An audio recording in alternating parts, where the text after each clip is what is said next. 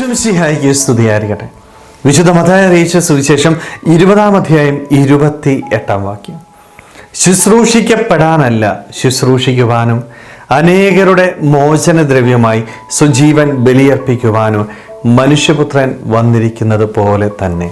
സ്നേഹമുള്ളവരെ, ഇന്നത്തെ വചനത്തിൽ നാം ഈ ഭൂമിയിലേക്ക് കടന്നു വന്നത് എന്തിനു വേണ്ടിയാണ് എന്ന് ഈശോ ഓർമ്മിപ്പിക്കുക.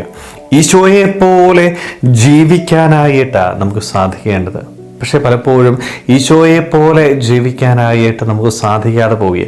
നമ്മുടെയൊക്കെ ജീവിതത്തിൽ പലപ്പോഴും ശുശ്രൂഷകൾ ഏറ്റുവാങ്ങാനായിട്ട് ഇഷ്ടം, അല്ലെ? ഒരു രാജാവിനെ പോലെ ജീവിക്കാനായിട്ട് നമ്മൾ ആഗ്രഹിക്കുന്നുണ്ട്. എല്ലാം ചെയ്തു തരുവാനായിട്ട് ചുറ്റും ആളുകൾ ഉണ്ടായിരുന്നുവെങ്കിൽ എന്നുള്ള ആഗ്രഹത്തിൽ ജീവിക്കുന്ന വ്യക്തികളാണ് നമ്മൾ. അതുകൊണ്ട് തന്നെയാണ് മറ്റുള്ളവർക്ക് ശുശ്രൂഷ ചെയ്യുവാനായിട്ട് പലപ്പോഴും എനിക്ക് സാധിക്കുന്നില്ല. അതുകൊണ്ടാണ് ഇന്നത്തെ വചനത്തിൽ ഈശോ നമ്മളെ ഓർമ്മിപ്പിക്കുന്നത്, നീ ശുശ്രൂഷിക്കപ്പെടേണ്ടവനല്ല, മറിച്ച് ശുശ്രൂഷ ചെയ്യേണ്ടവനാ. മറ്റുള്ളവർക്ക് നന്മ ചെയ്യേണ്ടവനാണ് ഓരോ ക്രൈസ്തവനും. മറ്റുള്ളവരിൽ നിന്ന് നന്മ ആഗ്രഹിച്ച് ജീവിക്കേണ്ടവൻ മാത്രമല്ല, മറിച്ച് മറ്റുള്ളവർക്ക് നന്മ ചെയ്യാനായിട്ട് നമുക്ക് ഇതിന് മാതൃക എന്ന് പറയുന്നത് ആരാണ്? എൻ്റെ ഈശോയാട്ടോ. ഈശോ ഈ ഭൂമിയിലേക്ക് ദൈവത്തിൻ്റെ മകനാണ്. അവൻ വന്നിട്ട് അവൻ എന്താ ചെയ്തത്? എല്ലാവർക്കും നന്മ ചെയ്തു, എല്ലാവരെയും ശുശ്രൂഷിച്ചു, എല്ലാവർക്കും വേണ്ടത് ചെയ്തു കൊടുക്കുവാനായിട്ട് അവൻ തയ്യാറായി. ഇത് അവൻ്റെ ജീവിതത്തിൻ്റെ ഏറ്റവും വലിയൊരു പ്രത്യേകത, അല്ലേ? ഏറ്റവും ശുശ്രൂഷകനായിട്ട്, ദാസനായിട്ട് അവൻ ശിഷ്യന്മാരുടെ പാദങ്ങൾ പോലും കഴുകുന്നത് നമ്മൾ കാണുന്നുണ്ട്. ശുശ്രൂഷയുടെ ഏറ്റവും വലിയ ഉദാഹരണമാണ്. സ്നേഹമുള്ളവരെ, ഈ ഈശോയാണ് എനിക്ക് മാതൃകയായിട്ട് നിൽക്കേണ്ടത്. വേറെ ആരെയും നമ്മൾ റോൾ മോഡലായിട്ട് എടുക്കരുത് കേട്ടോ. പലപ്പോഴും നമ്മുടെയൊക്കെ ജീവിതത്തിൽ നിന്ന് റോൾ മോഡലുകളായിട്ട് ഇഷ്ടംപോലെ പേരുണ്ട്. ചില സിനിമാ താരങ്ങളായിരിക്കാം, കായിക താരങ്ങളായിരിക്കാം.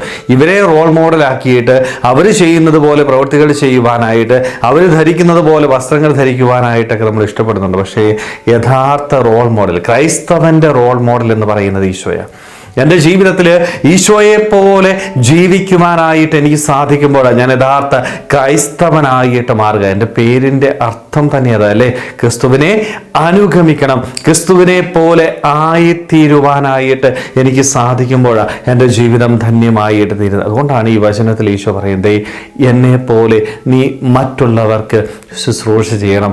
മറ്റുള്ളവരിൽ നിന്ന് എന്തൊക്കെ നിന്റെ ജീവിതത്തിൽ ലഭിക്കണമെന്ന് നീ ആഗ്രഹിക്കുന്നുവോ അതൊക്കെ നീ മറ്റുള്ളവർക്ക് ചെയ്തു കൊടുക്കണം. മറ്റുള്ളവർക്ക് സേവനം ചെയ്യുമ്പോൾ ആർക്ക് തന്നെയാണ് ചെയ്യുന്നത്? ദൈവത്തിനാണ് ചെയ്യുന്നത്. കാണപ്പെടുന്ന സഹോദരനിൽ ദൈവത്തെ കാണുവാനായിട്ട് എനിക്ക് സാധിക്കണം. എന്നാൽ മാത്രമേ എൻ്റെ ഈ ലോക ജീവിതം കൊണ്ട് ഫലമുണ്ടാവുകയുള്ളൂ. സ്നേഹമുള്ളവരെ, അതുകൊണ്ട് ഈ നോമ്പിൻ്റെ ഈ ദിനത്തിൽ നമ്മളൊക്കെ ഒന്ന് ചിന്തിച്ച് നമ്മുടെ ജീവിതത്തിൽ ഈ ഒരു മനോഭാവമുണ്ടോ? മറ്റുള്ളവർക്ക് നന്മ ചെയ്യാനായിട്ട്, മറ്റുള്ളവരെ സ്നേഹിക്കാനായിട്ട്, മറ്റുള്ളവർക്ക് ശുശ്രൂഷ ചെയ്യുവാനായിട്ട് നമ്മൾ തയ്യാറാവുന്നുണ്ട്? അതോ സ്വാർത്ഥത നിറഞ്ഞ മനോഭാവത്തോടുകൂടി ശുശ്രൂഷകൾ ഏറ്റെടുത്ത് മുന്നോട്ട് പോകുവാനായിട്ട് ആഗ്രഹിക്കുന്ന ഒരു വ്യക്തിയാണോ? ആണെങ്കിൽ അതിൽ നിന്ന് മാറുവാനായിട്ട്, എല്ലാവർക്കും നന്മ ചെയ്ത് സന്തോഷത്തോടുകൂടി മുന്നോട്ട് പോകുവാനായിട്ട്, ഈശോയെ പോലെ നല്ലൊരു ശുശ്രൂഷകനായിട്ട് ദൈവത്തെ പങ്കുവെച്ചു കൊടുക്കുവാനായിട്ട് നമുക്ക് ഓരോരുത്തർക്കും ആത്മാർത്ഥമായിട്ട് ആഗ്രഹിക്കാൻ പരിശ്രമിക്കാം. ദൈവം നമ്മളെല്ലാവരെയും സമൃദ്ധമായിട്ട് അനുഗ്രഹിക്കട്ടെ. ആമേൻ.